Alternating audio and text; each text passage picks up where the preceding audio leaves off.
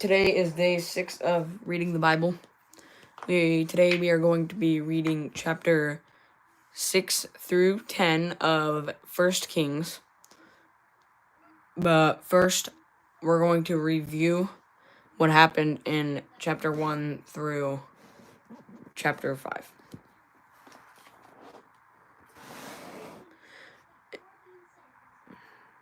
So in chapter 1, basically, Adonijah, David's son, I think.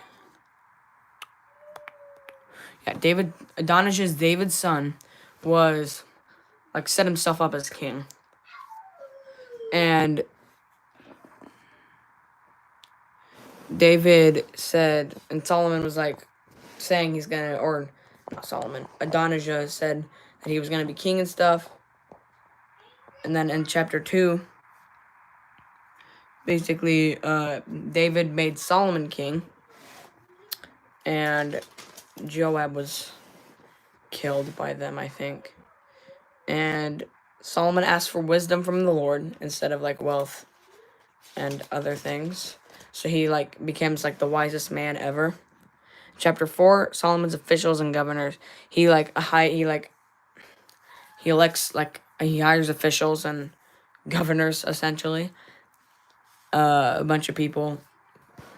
If you want to learn about them, watch the stream from yesterday. And in chapter 5, he was about to build the temple for God. Preparations for building the temple. So, I'm going to read chapter 6 to 10.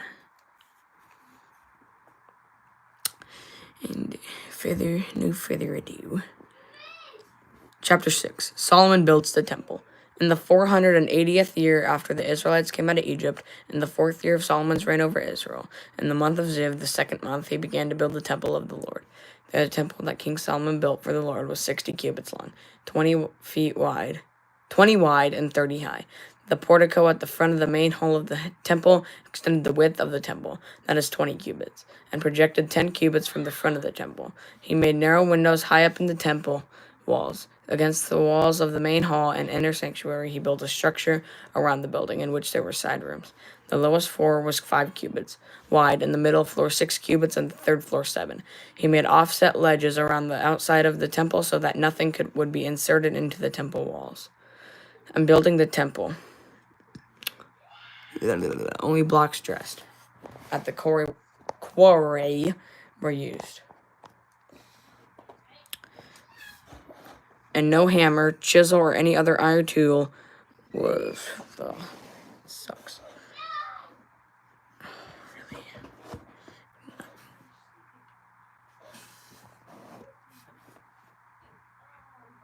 The entrance to the lowest floor was on the south side of the temple. A stairway led up to the middle level and from there to the third. So he built the temple and completed it, roofing it with beams and cedar planks. And he built the side rooms all along the temple. The height of each was 5 cubits, and they were attached to the temple by beams of cedar. The word of the Lord came to Solomon, as for this temple you are building. If you follow my decrees, observe my laws, and keep all my commands and obey them, I will fulfill through you the promise I gave to David your father. And I will live among the Israelites and not abandon my people Israel. So Solomon built the temple and completed it. He lined its interior walls with cedar boards, paneling them from the floor of the temple to the ceiling, and covered the floor of the temple with planks of juniper. He partitioned off 20 cubits at the rear of the temple with cedar boards from floor to ceiling to form within the temple an inner sanctuary, the most holy place. The main hall in the front of this room was 40 cubits long. The inside of the temple was cedar, carved with gourds and open flowers. Everything was cedar, no stone was to be seen. He prepared the inner sanctuary with the temple to set the Ark of the Covenant of the Lord there. The inner sanctuary was 20 cubits long, 20 wide, and 20 high. He overlaid the inside with pure gold, and he also overlaid the altar of cedar. Solomon covered the inside of the temple with pure gold, and he extended gold chains across the front of the inner sanctuary, which was overlaid with gold.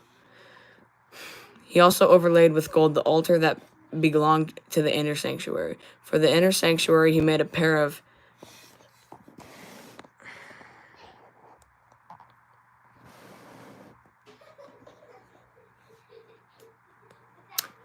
were identical in size and shape. The height of each cherub was 10 cubits. He placed the cherubim inside the innermost room of the temple with their wings spread out. But the wings of one cherub touched one wall, while their wings touched each other in the middle of the room. He overlaid the cherubim with gold. On the walls all around the temple, in both the inner and outer rooms, he carved cherubim, palm trees, and open flowers. He also covered the floors of both the inner and outer rooms of the temple with gold.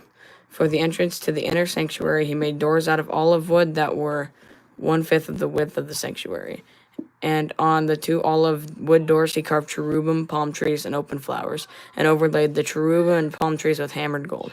In the same way, for the entrance to the main hall, he made door frames out of olive wood that were 1/4 of the width of the hall. He also made 2 doors out of juniper wood, each having 2 leaves that turned into sockets. He carved cherubim, palm trees, and open flowers on them, and overlaid them with gold hammered evenly over the carvings. And he built the inner courtyard of 3 courses of dressed stone and 1 course of trimmed cedar beams. The foundation of the temple of the Lord was laid in the 4th year, in the month of Ziv. In the 11th year, in the month of Bual, the 8th month, the temple was finished in all its details according to its specifications. He had spent 7 years building it. Solomon builds his palace. It took Solomon 13 years, however, to complete the construction of his palace. He built the palace of the forest of Lebanon, 100 cubits long, 50 wide, and 30 high, with 4 rows of cedar columns supporting trimmed cedar beams. It was roofed with cedar above the beams that rested on the columns.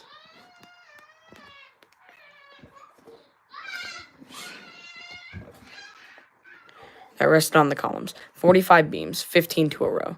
Its windows were placed high in sets of 3, facing each other. All the doorways had rectangular frames. They were in the front part of sets of 3, facing each other. He made a colonnade 50 cubits long and 30 wide. In front of it was a portico, and in front of that were pillars and an overhanging roof. He built the throne hall, the hall of justice, where he was to judge, and he covered it with cedar from floor to ceiling. And the palace in which he was to live, set farther back, was similar in design. Solomon also made a palace like this hall for Pharaoh's daughter, whom he had married. Hold up, I'm going to wipe down my camera. It's kind of dirty.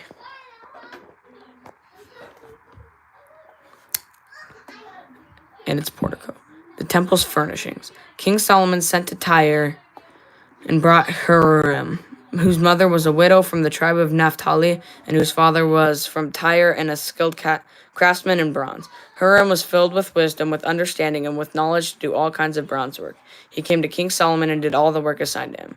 He cast 2 bronze pillars, each 18 cubits high and 12 cubits in circumference. He also gave 2 capitals of cast bronze to set on tops of the pillars. Each capital was 5 cubits high. A network of interwoven chains adorned the capitals.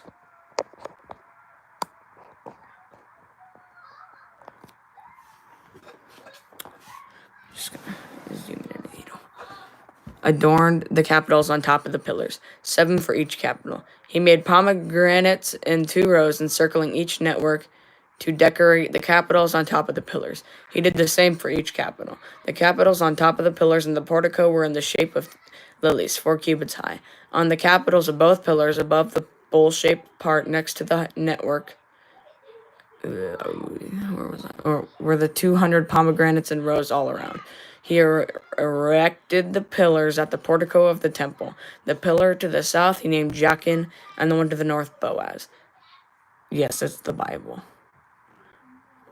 The capitals on top were in the shape of lilies, and so the work of the pillars was completed. He made the sea of cast metal circular in shape, measuring 10 cubits from rim to rim and 5 cubits high. It took a line of 30 cubits to measure around it. Below the rim, gourds encircled it, 10 to a cubit. The gourds were cast in 2 rows in one piece with the sea. The sea stood on 12 bowls, 3 facing north, 3 facing west, 3 facing south, and 3 facing east. Gosh, I am not talking well today. The sea rested on top of them, and their hindquarters were toward the center. It was a handbreadth in thickness, and its rim was like the rim of a cup, like a lily blossom. It held 2,000 baths. He also made 10 movable stands of bronze. Each was 4 cubits long, 4 wide, and 3 high. This was how the stands were made. They had side panels attached to uprights. On the panels between the uprights were lions, bulls, and cherubim, and on the uprights as well. Above and below the lions and bulls were wreaths of hammered work. Each stand had 4 bronze wheels with bronze axles, and each had a basin resting on 4 supports, cast with wreaths on each side. Okay. On the inside of the stand, there was an opening that had a circular frame, 1 cubit deep. Ignore my brothers, please. This opening was round, and with its basework it measured 1.5 cubits. Around its opening there was engraving. The panels of the stands were square, not round. The 4 wheels were under the panels, and the axles of the wheels were attached to a stand. The diameter of each wheel was 1.5 cubits. The wheels were made like chariot wheels. The axles, rims, spokes, and hubs were all of cast metal. Each stand had 4 handles, 1 on each corner projecting from the stand. At the top of the... I forgot where I were, crap. I'm just going to start right here. Well, this is the way he made the 10 stands. They were all cast in the same molds and were identical in size and shape. He then made 10 bronze basins, each holding 40 baths, and measuring 4 cubits across, 1 basin to go on each of the 10 stands. He placed 5 of the stands on the south side of the temple and 5 on the north. He placed a sea on the south side at the southeast corner of the temple. He also made the pots and shovels and sprinkling bowls. So Hiram finished all the work he had undertaken for King Solomon in the temple of the Lord. The 2 pillars, the 2 bowl-shaped capitals on top of the pillars, the 2 sets of network decorating the 2 pillars, bowl-shaped capitals on top of the pillars. This is very interesting. If you read the introduction with me, Solomon turns into a not very good guy. There's a spoil right there. The 400 was right here. The 2 sets of network decorating the 2 bowl-shaped capitals on top of the pillars. The 400 pomegranates for the 2 sets of network, 2 rows of pomegranates for each network decorating the bowl-shaped capitals on top of the pillars. The 10 stands with their 10 basins, the sea and 12 bowls under it, the pots, shovels, and sprinkling bowls. All these objects that Hiram made for King Solomon for the temple of the Lord were of burnished bronze. The king had them cast in clay molds in the plain of the Jordan between Succoth and Zarethan. Solomon left all these things unweighted because there were so many. The weight of the bronze was not determined. Solomon also made all the furnishings that were in the Lord's temple: the golden altar, the golden table on which was the bread of the presence,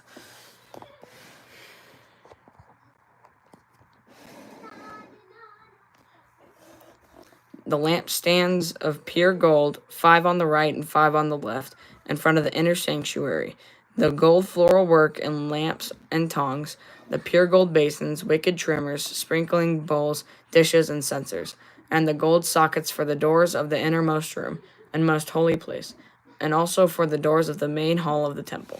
Let's get back a little bit and just zoom it in.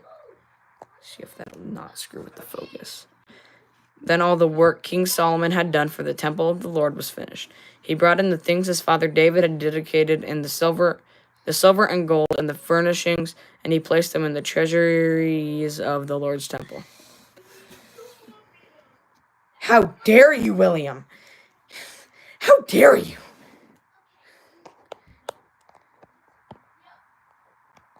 You're also going to have to specify that, by the way.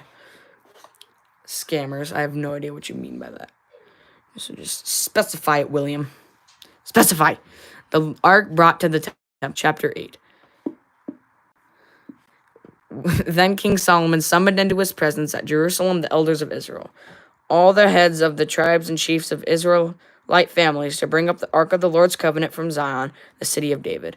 All the Israelites came together to King Solomon at the time of the festival in the month of Ethanim, the 7th month. When all the elders of Israel had arrived, the priests took up the ark, and they brought up the ark of the Lord in the tent of meeting and all the sacred furnishings in it. The priests and Levites carried them up, and King Solomon and the entire assembly of Israel that had gathered about him were before the ark, sacrificing so many sheep and cattle that they could not be recorded or counted. The priests then brought the ark of the Lord's covenant to its place in the inner sanctuary of the temple, the most holy place, and put it beneath the wings of the cherubim. He's so loud. The cherubims spread their wings over the place of the ark and overshadowed the ark and its carrying poles. These poles were so long that their ends could be seen from the holy place in front of the inner sanctuary, but not from the outside the holy place, and they are still there today. There was nothing in the ark except the 2 stone tablets that Moses had placed in it at Horeb, where the Lord made a covenant with the Israelites after they came out of Egypt. When the priests withdrew from the holy place, the cloud filled the temple of the Lord.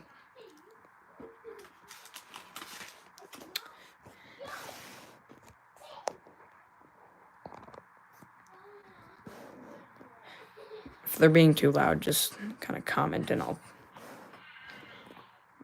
ask them to quiet down.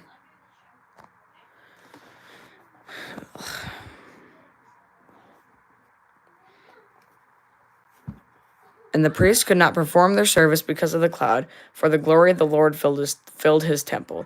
Then Solomon said, "The Lord has said that he could dwell in a dark cloud. I have indeed built a magnificent temple for you, a place for you to dwell forever." While the whole assembly of Israel was standing there, the king turned around and blessed them. Then he said, "Praise be to the Lord, the God of Israel, who with his own hand has fulfilled what he promised with his own mouth to my father David. For he said, Since today I brought my people in Israel out of Egypt, I have not chosen a city in any tribe of Israel to have a temple built so that my name might be there, but I have chosen David to rule my people Israel. My father David had it in his heart to build a temple for the name of the Lord, the God of Israel. But the Lord said to my father David, You did well to have it in your heart to build a temple for my name. Nevertheless, you were not the one to build the temple, but it is your son, your own flesh and blood. He is the one who will build the temple for my name. The Lord has kept the promise he made. I have succeeded David, my father, and now I sit on the throne of Israel, just as the Lord promised. And I have built the temple for the name of the Lord, the God of Israel. I have provided a place there for the ark, in which is the covenant of the Lord that he made with our ancestors when he brought them out of Egypt.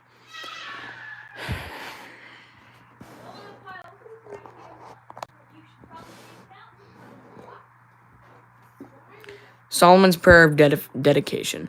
Then Solomon stood before the altar of the Lord in front of the whole assembly of Israel, spread out his hands toward heaven, and said, Lord, the God of Israel, there is no God like you in heaven above or on earth below. You who keep your covenant of love with your servants who continue wholeheartedly in your way. You have kept your promise to your servant David, my father. With your mouth you have promised, and with your hand you have fulfilled it, as it is today. Now, Lord, the God of Israel, keep your servant David, my father, the promises you have made to him when you said, You shall never fail to have a successor to sit before me on the throne of Israel. If only your descendants are careful in all they do to walk before me faithfully as you have done. And now, God of Israel, let your word that you promised your servant David, my father, come true. But will God really dwell on earth? The heavens, even the highest heaven, cannot contain you. How much less this temple I have built? Yet give attention to your servant's prayer and his plea for mercy. Lord my God, hear the cry and the prayer that your servant is praying in your presence this day. May your eyes be open towards this temple night and day, and this place of which you said, My name shall be there, so that you will hear the prayer your servant prays toward this place. Hear the supplication of your servant and of your people Israel when they pray toward this place. Hear from heaven, your dwelling place, and when you hear, forgive. When anyone wrongs their neighbor and is required to take an oath, and they come and swear the oath before your altar in this temple, then hear from heaven and act. Judge between your servants, condemning the guilty by bringing down on their heads that what they have done, and vindicating the innocent by treating them in accordance with their innocence. When your people of Israel have been defeated. Really struggling here. Lord, give me strength. defeated by an enemy because they have sinned against you, and when they turn back to you and give praise to your name, praying and making supplication to you in this temple, then hear from heaven and forgive the people Israel and bring them back to the land you gave to their ancestors. When the heavens are shut up and there is no rain because your people have sinned against you, and when they pray toward this place and give praise to your name and turn from their sin because you have afflicted them, then hear from heaven and forgive the sin of your servants, your people Israel. Teach them the right way to live and send rain on the land you give your people for an inheritance. When famine or plague comes to the land, or blight or mildew, locusts or grasshoppers, or when an enemy besieges them in any of their cities, whatever disaster or disease may come, and when a prayer or plea is made by anyone among your people, Israel, being aware of the afflictions of their own hearts and spreading out their hands toward this temple, then hear from heaven, your dwelling place. Forgive and act. Deal with everyone according to all they do, since you know their hearts, for you alone know every human heart, so that they will fear you all the time they live in the land as you give our ancestors. As for the foreigner who does not belong to your people Israel, but has come from a distant land because of your name, for they will hear of your great name and your mighty hand and your outstretched arm. When they come and pray toward this temple, then hear from heaven, your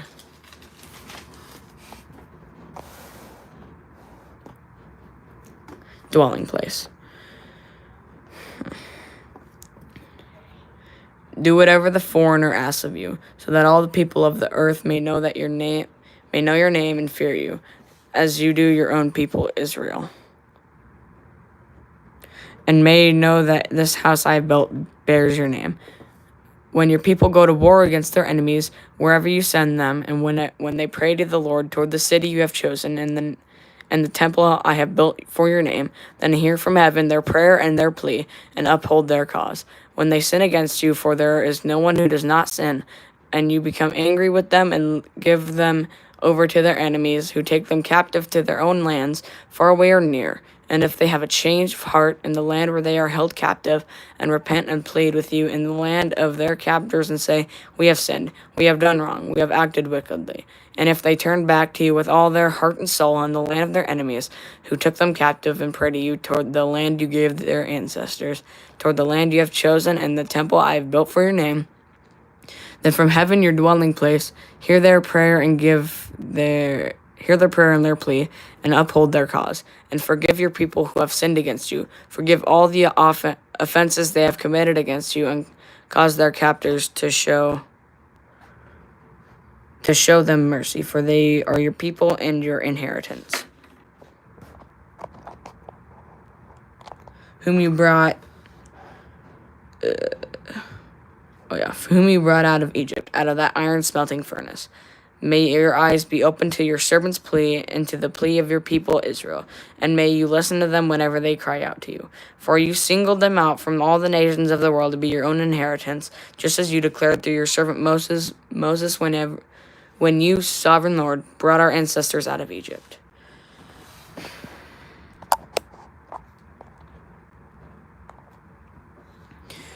When Solomon had finished all these prayers and supplications to the Lord, he rose from before the altar of the Lord, where he had been kneeling with his hands spread out toward heaven. He stood and blessed the whole assembly of Israel in a loud voice, saying, Praise be to the Lord, who has given rest to his people Israel just as he promised. Not one word has failed of all the good promises he had gave through his servant Moses. May the Lord our God be with us as he was with our ancestors.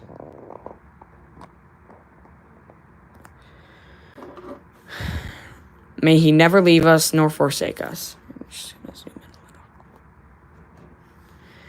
May he turn our hearts to him, to walk in obedience to him, and keep the commands, decrees, and laws he gave to our ancestors. And may these words of mine, which I have prayed before the Lord, be near to the Lord our God day and night, that he may uphold the cause of his servant and the cause of his people Israel according to each day's need, so that all the peoples of the earth may know that the Lord is God, and that there is no other. And may your hearts be fully committed to the Lord our God, to live by his decrees and obey his commands, as at this time.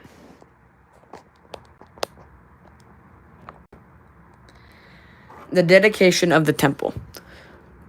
Then the king and all Israel with him offered sacrifices before the Lord. Solomon offered a sacrifice of fellowship offerings to the Lord, 22,000 cattle and 120,000 sheep and goats. So the king and all the Israelites dedicated the temple of the Lord. Yeah, that's all. That's a lot of meat. On the same day, the king consecrated the middle part of the courtyard in front of the temple of the Lord, and there he offered burnt offerings, grain offerings, and the fat of the fellowship offerings, because the bronze altar that stood before the Lord was too small to hold the burnt offerings, the grain offerings, and the fat of the fellowship offerings. So Solomon observed the festival at that time, and all Israel with him, a vast assembly, people from Lebo Hamath to the Wadi of Egypt. They celebrated it before the Lord our God for 7 days and 7 days more, 14 days in all. On the following day he sent the people away. They blessed the king and then went home, joyful and glad in the heart for all the good things the Lord had done for his servant David and his people Israel.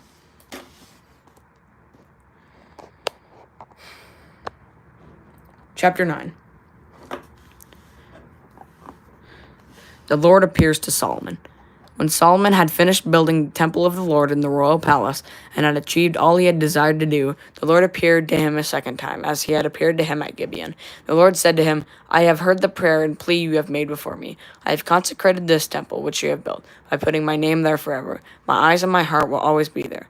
As for you, if you walk before me faithfully with integrity of heart and uprightness, as David your father did, and do all I command and observe my decrees and laws.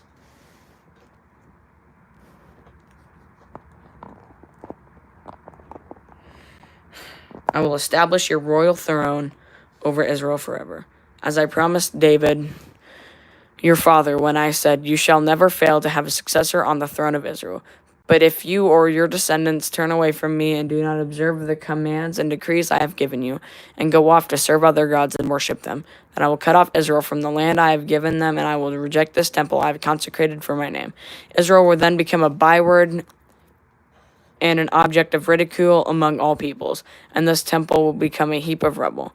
All who pass by will be appalled and will scoff and say, why has the Lord done such a thing to this land and to this temple? People will answer, because they have forsaken the Lord their God, who brought their ancestors out of Egypt, and have embraced other gods, worshiping and serving them. That is why the Lord brought all this disaster on them. Whew. I'm a little tired. It's probably because it's 9:45.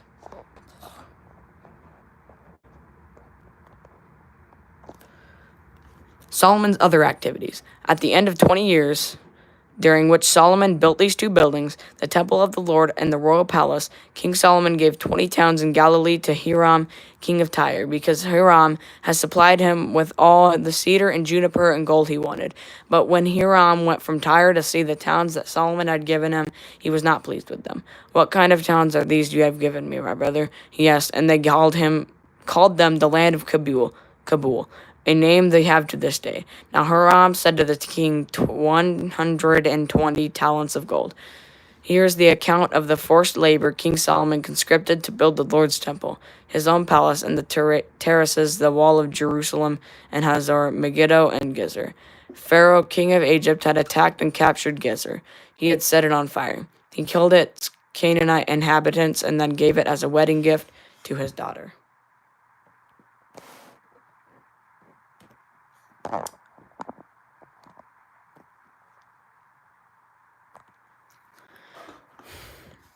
His daughter, Solomon's wife. And Solomon rebuilt Gezer. He built up Lower Beth Horon, Baalath, and Tadmor, and the desert within his land, as well as all his store cities and the towns for his chariots and for his horses, whatever he desired to build in Jerusalem, in Lebanon, and throughout all the territory he ruled. There were still people left from the Amorites, Hittites, Perizzites, Hivites, and Jebusites. These people were not Israelites. Solomon conscripted the descendants of all these people remaining in the land, whom the Israelites could not exterminate, to serve as slave labor, and as it is to this day. But Solomon did not make slaves of any of the Israelites. They were his fighting men, of his government officials, his officers, his captains, and the commanders of his chariots and charioteers. They were also the chief officials in charge of Solomon's projects, 550 officials supervising those who did the work. After Pharaoh's daughter had come up from the city of David to the palace Solomon had built for her, he constructed the terraces. These 3 times a year Solomon sacrificed burnt offerings and fellowship offerings on the altar he had built for the Lord, burning incense before the Lord among with them, and so fulfilled the temple obligations. King Solomon also built ships at Ezion Geber, which is near Elath and Edom, on the shore of the Red Sea. And Hiram sent his men, sailors who knew the sea, to serve in the fleet with Solomon's men. They sailed to Ophir, then brought back 420 talents of gold, which they delivered to King Solomon.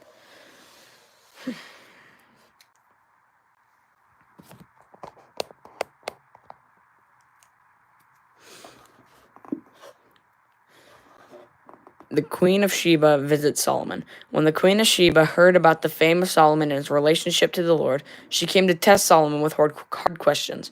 Arriving at Jerusalem with a very great caravan, with camels carrying spices, large quantities of gold, and precious stones, she came to Solomon and talked with him about all that she had on her mind. Solomon answered all her questions. Nothing was too hard for the king to explain to her.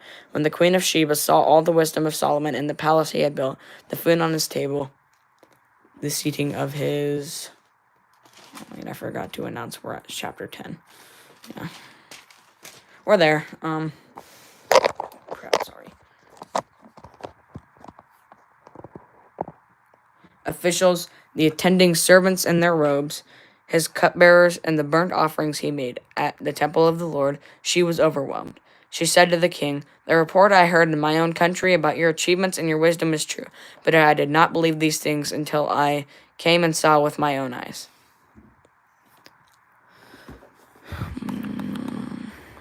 Indeed, not even half was told me. In wisdom and wealth, you have far exceeded the report I heard. How about your officials, who continually stand before you and hear your wisdom? Praise be to the Lord your God, who has delighted in you and placed you on the throne of Israel. Because of the Lord's eternal love for Israel, he has made you king to maintain justice and righteousness.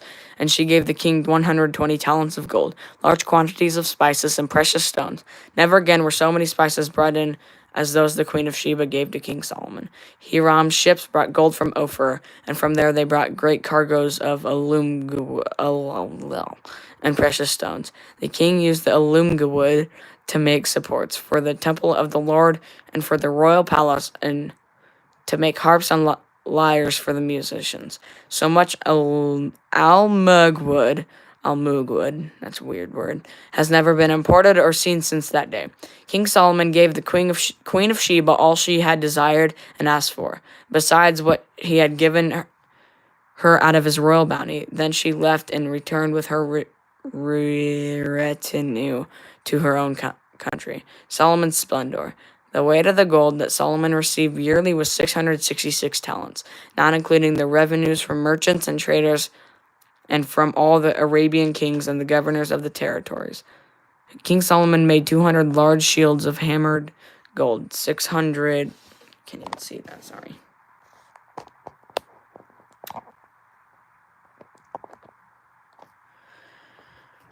He also made 300 small shields of hammered gold with 3 minas of gold in each shield. The king put them in the place of the forest of Lebanon.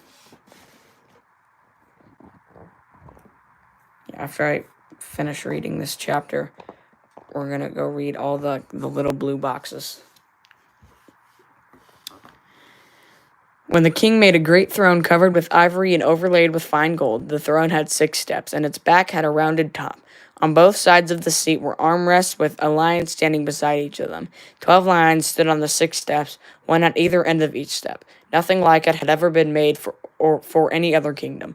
All King Solomon's goblets were gold, and all the household articles in the palace of the forest of Lebanon were pure gold. Nothing was made of silver, because silver was considered of little value in Solomon's days.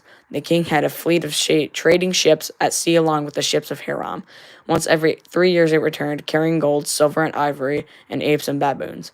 King Solomon was greater in riches and wisdom than all the other kings of the earth. The whole world sought audience with Solomon to hear the wisdom God had put in his heart. Year after year, everyone who came brought a gift: articles of silver and gold, robes, weapons, and spices, and horses and mules. Solomon accumulated chariots and horses. He had 1,400 chariots and 12,000 horses, which he kept in the chariot cities and also with him in Jerusalem.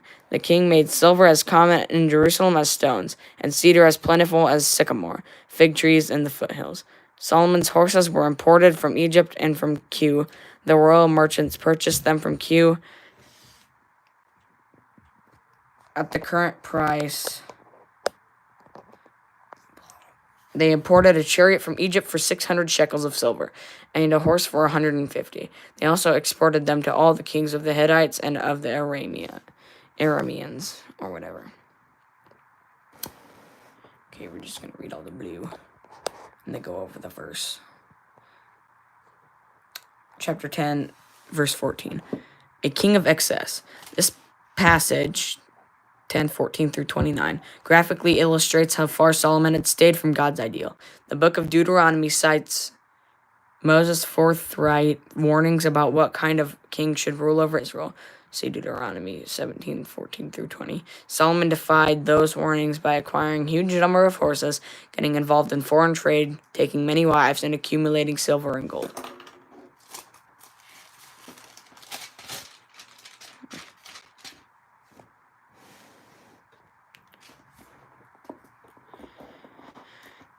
Good-for-nothing towns. Solomon gave away part of God's promised land to a foreigner, an act that may have stirred up the resentment of northern tribes against the south. King Hiram, unimpressed with the 20 Galilean towns Solomon gave him as payment for services, called them the land of Kabul. Good for nothing. Interestingly, Jesus chose this very area as the early focal point of his ministry on earth.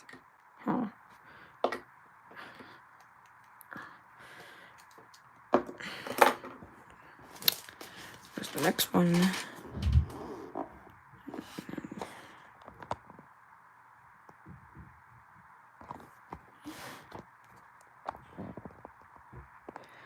Off limits for people. Much of the temple stayed off limits to the general public. Only priests were allowed in. Not even priests ventured to the most holy place except on very special occasions. Solomon had not intended the building for humans. He wanted a place suitable for God to dwell. And on the memorable day described in chapter 8, the awesome glory of the Lord did indeed fill the temple.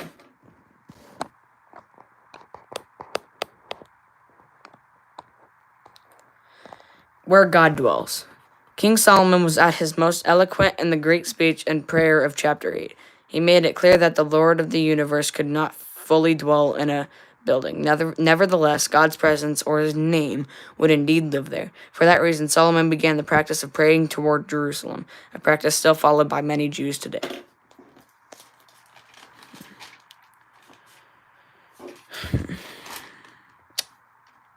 Okay.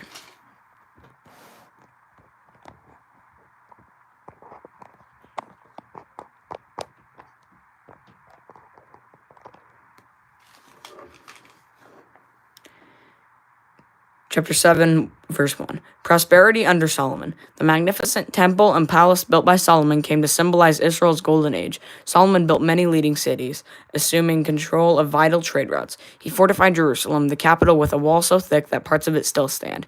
He modernized the Israelite army with 12,000 horses and the first chariot brigades, and made shrewd alliances with neighboring countries. Great job, Solomon. You're really a good guy.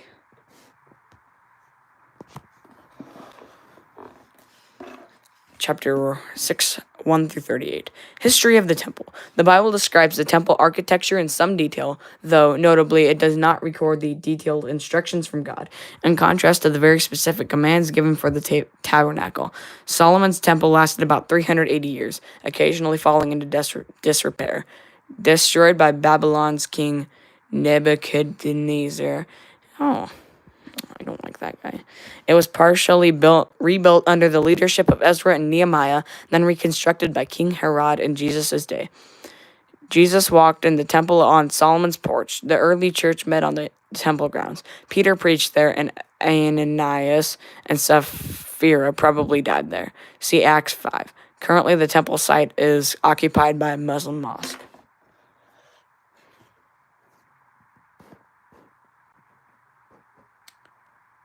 Yeah, you're right. That's a great idea.